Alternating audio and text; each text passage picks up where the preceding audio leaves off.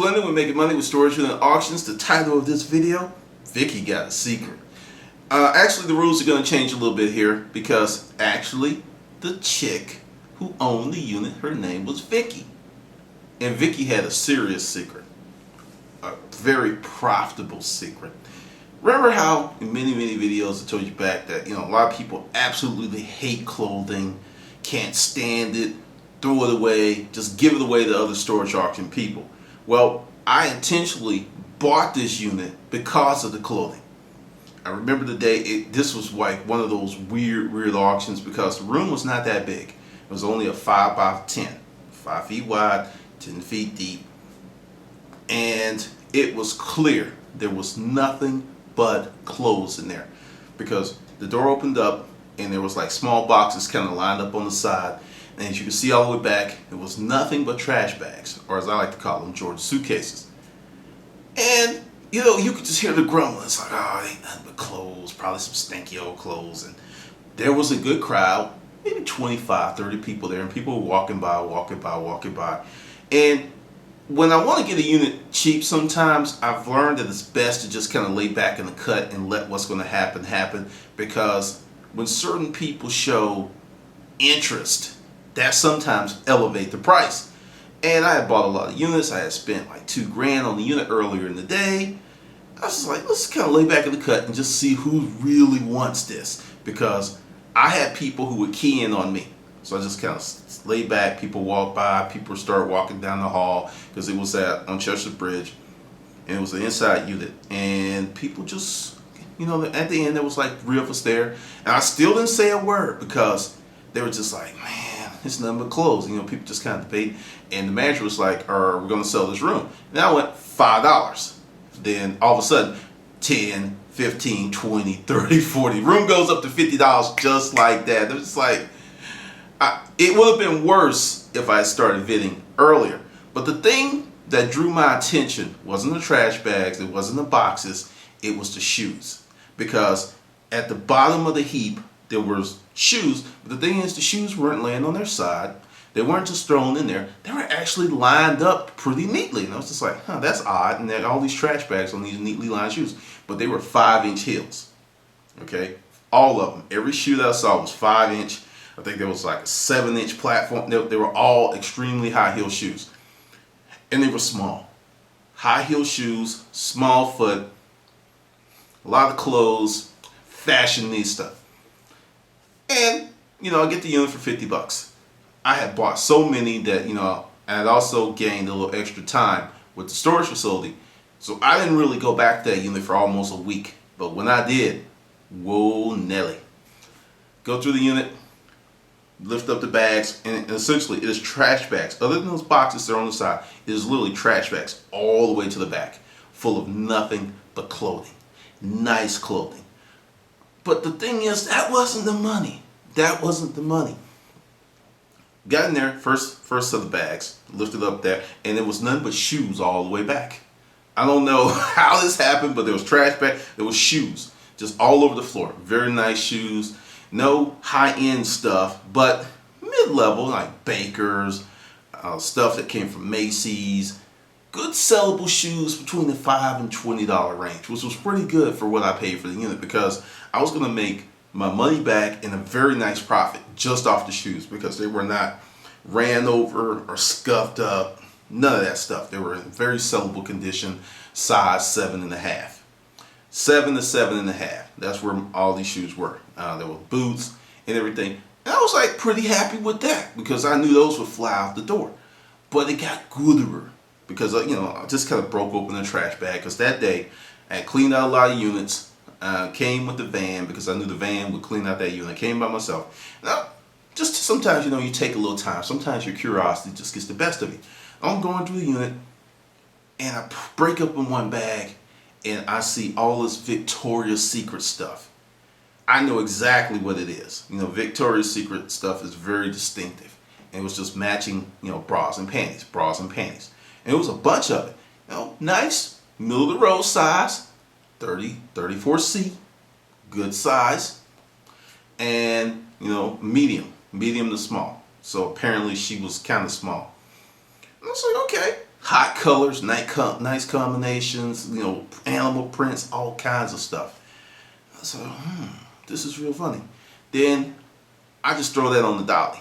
Then I kind of mess around with another bag. Then bam, I break open another bag. Same thing. Victoria's Secrets. I'm like, what the hell? Now, this is used lingerie.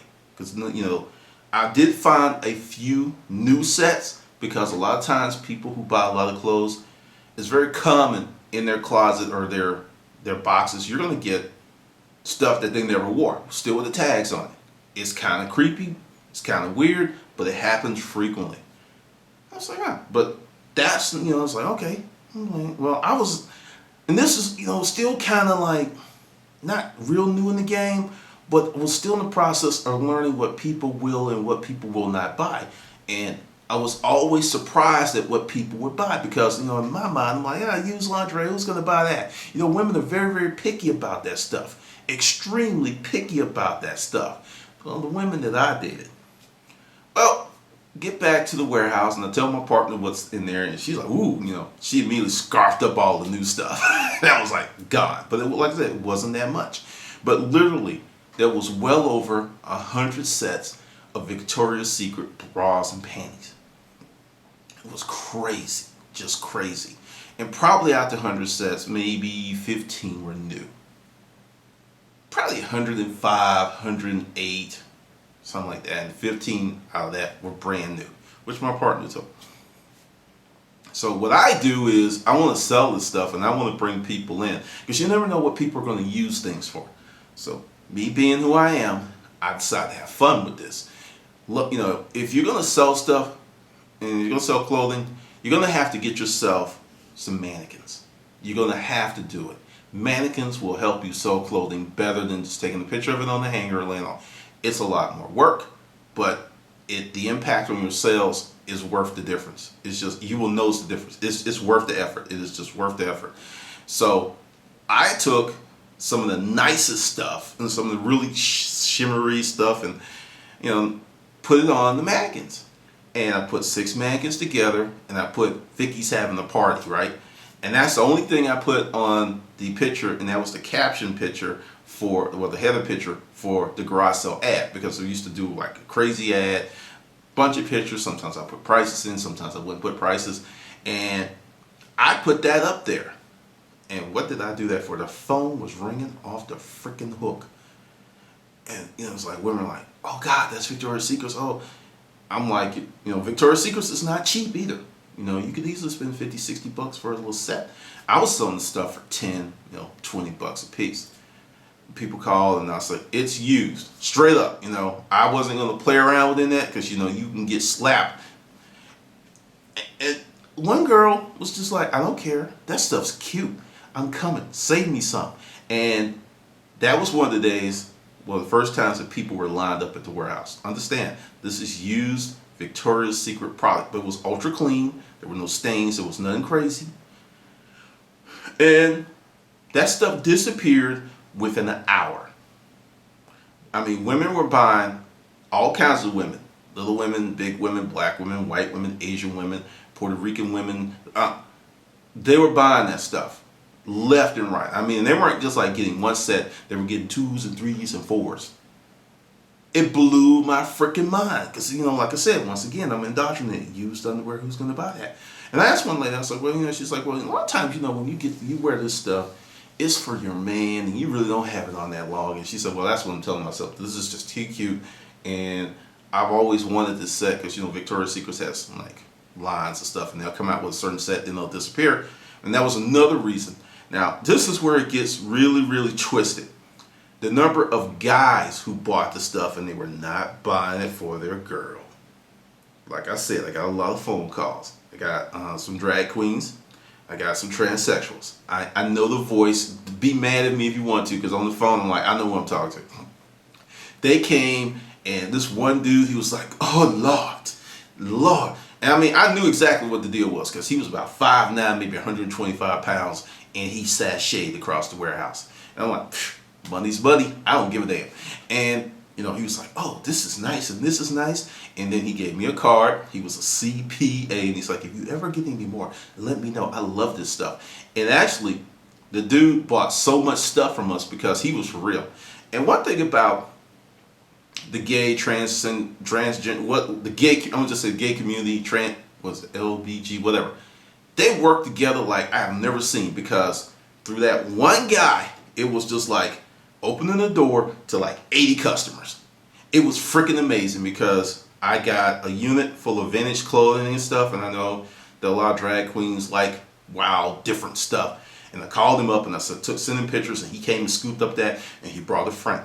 Then they came back next time, he brought another friend. And it was just like, seriously, they were probably the most hurt when we shut down, because when you get storage auctions, you're always getting unique and odd stuff that you just can't find anywhere else. And that's what people who like to wear, who are the fashion people, that's what they love, that unique, that different look.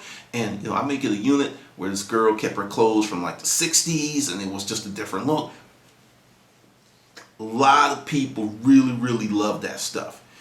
And it was just, and then once again, it was also another learning moment, because my partner and I, we both just kind of looked at each other and scratched our heads, because we did not think people would buy used underwear, but they will. And it didn't stop with the Vickies. If this was nice and it was clean, people would buy that stuff. I never lied to anybody. I never even pretended. Like, if it didn't have a tag on it, I didn't say it was new, even if I felt it was new. Because when you put up your ads on Craigslist or whatever, you set that expectation by the verbiage you put in that ad. So I used to kind of downplay a lot of stuff. A lot of times it would just be like, well, this is okay. And they were like, wow, it's actually better in person than the picture. It can't, wow, this is better. Because usually, no lie, people are accustomed to seeing crap on Craigslist, because so many people overhype that crap. And then I've had so many people come to me and like, oh my God, it's better than, or it's exactly what I thought it was represented in the ad, or it's actually better. And they would be surprised. And I would hear these stories like, yeah, I went to look at this bedroom, said it was all scratched up. I went to look at this sofa, it was all peed up and stained up. And I was like, that's just nuts, because you're not going to sell that. It's like they're going to get there and go, okay, you know what, since you lied to me and you wasted my time, I'm still going to give you a lot of money for this item that's not what I want. That's not going to happen. It makes no sense to do that. I never understood that. And it's happened to me a few times, and I'm just like, why? You've got to be kidding.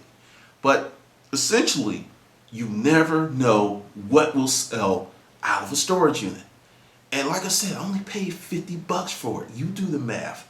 And that was just the Victoria's Secret. She had other very nice clothes. Like I said, nothing super name brand. I would think she was a Macy's girl. A lot of stuff had Macy's tags on it. So I think, she went to Macy's. She went to Nordstrom's. Like I said, just really, I'm going to say, not middle of the road, but probably entry-level luxury. That's where she was. Entry-level luxury. And that stuff was just flying, and sizes.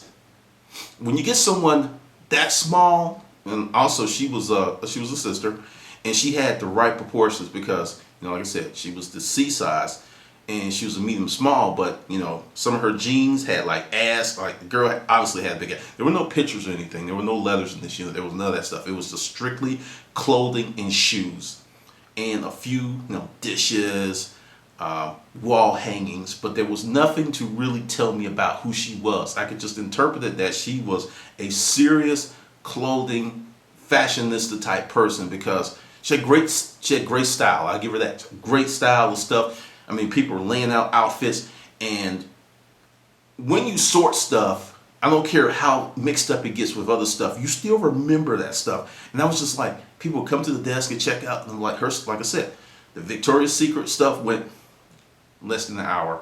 Then the rest of her stuff sold very well that day. A lot of her stuff just disappeared. And this is another reason you should pick up junk units, because I hear all this stuff in this resale space. People like, I'm not buying any trash. I'm serious. It's a learning experience, because if you're new to this business, the faster you learn, the better off you're going to be. And you're not going to learn this stuff by not buying, not participating, not doing anything. You ain't going to learn this stuff. And that's what kills me. Because I always ask people when they email me and they say, I'm having trouble. It's like one of those old scared slave emails. It's Ben's outstairs and I can't get no satisfaction. I can't. And then when I ask that question, how many units have you bought? It is always less than 5. If it's a year, it's always less than 10. Your learning curve is still going to have that. It's going to have that curve, but the timeline, you're just going to stretch out that curve because of that timeline. And understand, make a decision. You're going to get in the business or not. Understand it's scary. There's risk, but you're just teasing yourself. You're just kind of like jacking off, but there is not going to be any payoff. Just keep doing that. And it's very, very frustrating. And I want to say thanks to the folks who sent me those emails, because you've taught me how to target you, because in that first paragraph will tell me everything I need to know, and I ask you those key questions, and it always comes back the same. You are not going to get good at the resale business by not participating. It's not going to happen. The less you participate, the longer you will remain ignorant. Not ignorant, ignorant. That's what I said, ignorant. All right, this is Glendon. We're making money with storage unit auctions.